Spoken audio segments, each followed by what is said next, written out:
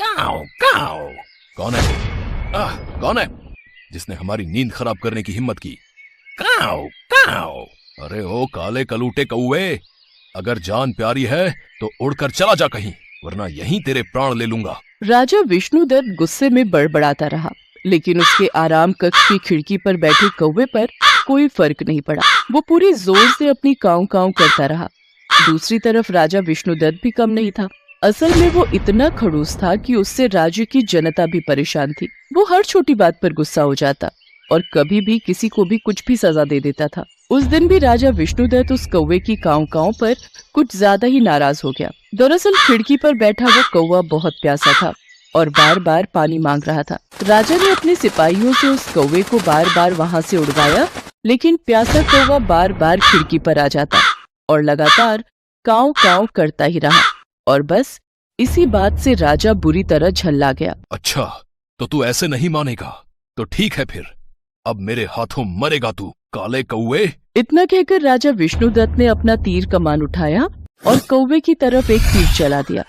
कौवा खतरा भांपकर वहां से उड़ पाता उससे पहले ही राजा का तीर उसके सीने पर जाकर लगा। तीर लगते ही कौवा खिड़की से अंदर फर्श पर गिर पड़ा।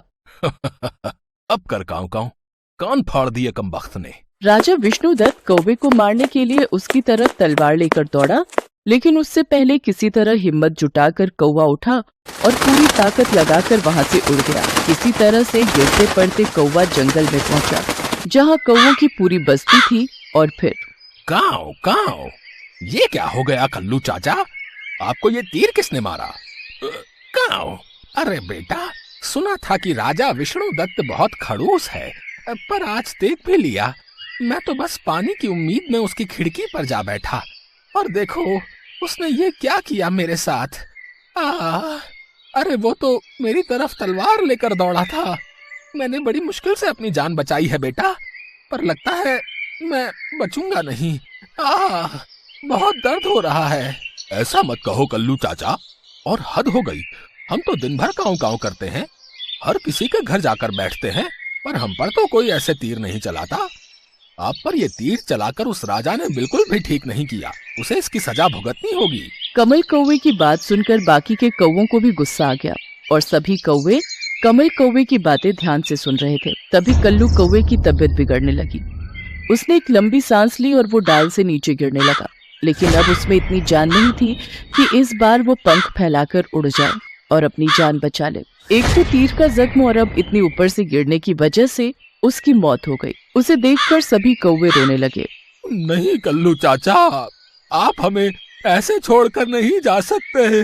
कल्लू कौवे की मौत ने सारे कौवों को गुस्से से भर दिया।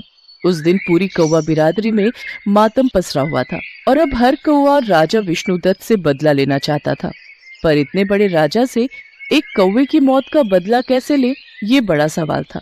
उस राजा ने कल्लू चाचा को इसीलिए तीर मारा ना, क्योंकि उसे हम कौवों की आवाज पसंद नहीं। उसके कान दुखते हैं हमारी आवाज से।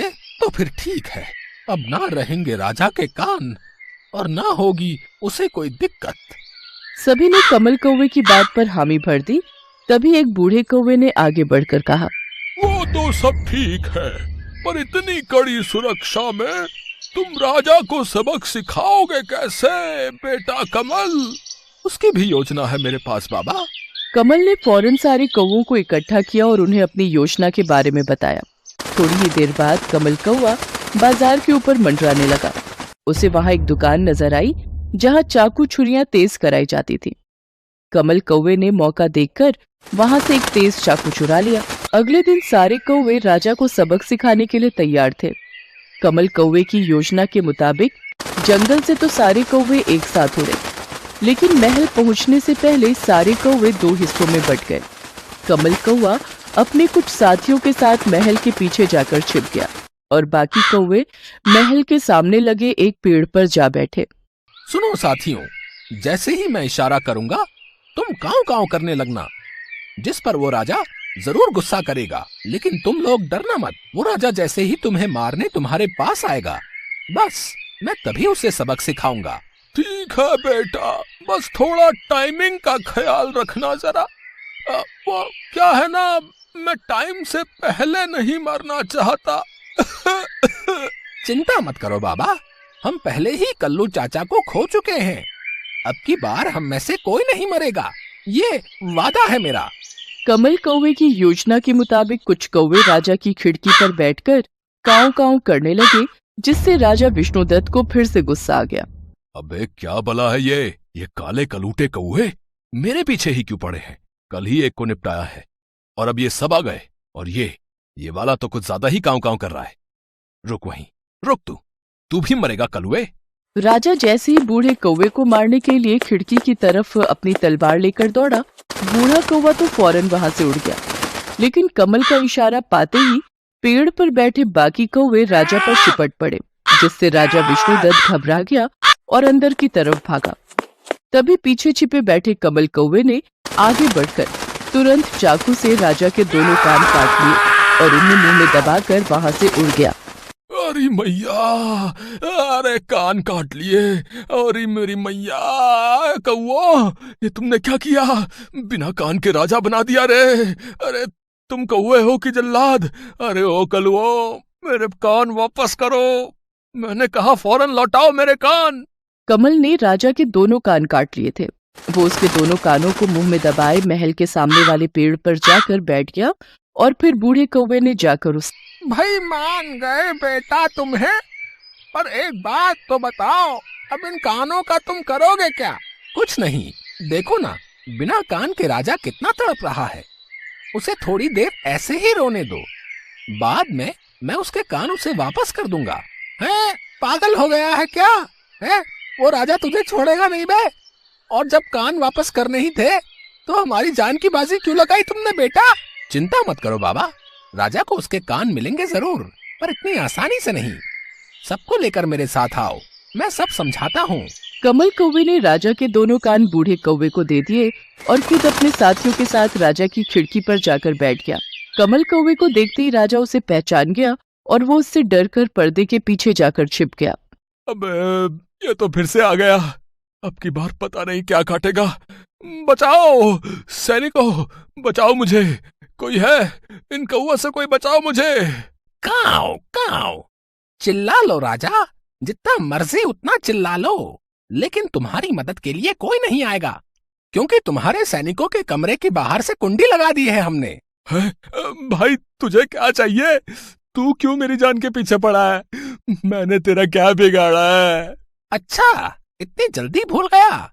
कल तूने हमारे कल्लू चाचा को मारा था और तेरे कान काटकर हमने उसी की सजा दी है तुझे। मुझसे गलती हो गई भाई, माफ कर दे यार। मैं तुझे खूब सारा पैसा दूंगा, खाना दूंगा, बस मेरे कान मुझे वापस कर दे भाई। देखना मैं बिना कान के कैसा बंदर जैसा लग रहा हूँ। ऐसे ही अपनी जनता के सामने जाऊंगा तो सब मुझ पर हंसेंगे भाई। भाई दे दे भाई।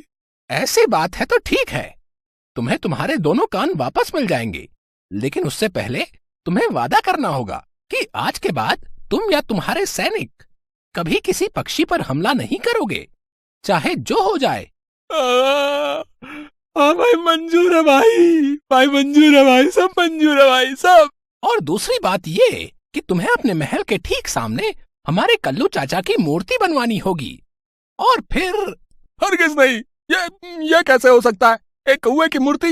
नहीं नहीं नहीं नहीं, ये तो अच्छा, तो फिर अपने कान तो तुम भूल ही जाओ। हाँ, वैसे भी बहुत भूख लगी है, तो तुम्हारे दोनों कानों की ही दावत उड़ाई जाएगी आज। नहीं नहीं, अबे रुक जा, अबे बनवाऊंगा भाई, बनवाऊंगा यार, बनवाऊंगा, जो तुम कहोगे वो करूंगा, बस मेरे कान उन्हें मत खाना और मुझे लौटा जरूर देना मेरे कान। कमल कौवे की दोनों शर्तें राजा ने मान ली, जिसके बाद उसे उसके दोनों कान वापस मिल गए। राजवैद्य ने राजा के कान वापस लगा दिए और कुछ ही दिनों के बाद राजा के महल के ठीक सामने कल्लू कौवे की मूर्ति भी राजा को लगवानी पड़ी। अब तो जब भी कौवों का मन होता तब वो कल्लू कौवे की मूर्ति पर जाकर बैठते और पूरी ताकत से काऊ काऊ करते, और राजा विष्णुदत्त तकिए से अपने कानों को ढक लेता, क्योंकि इसके अलावा कुछ और करने की हिम्मत उसमें अब नहीं बची थी।